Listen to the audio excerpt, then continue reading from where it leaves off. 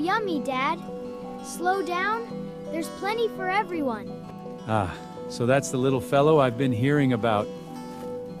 You've met his father.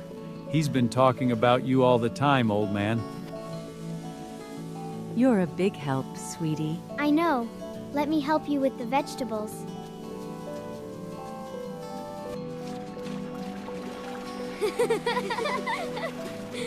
Latar became the day's soundtrack, weaving through the fields and dancing over the water.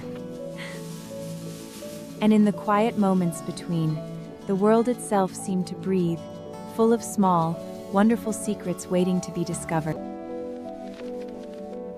One day a little boy went to the forest to pick mushrooms. One day, a little boy ventured into the heart of the forest. Basket in hand, in search of the day's hidden treasures.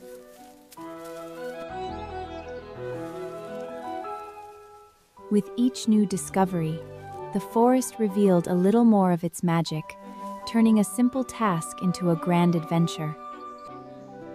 As he headed home, his basket full and his heart lighter, he carried with him not just mushrooms, but the magic of the forest itself.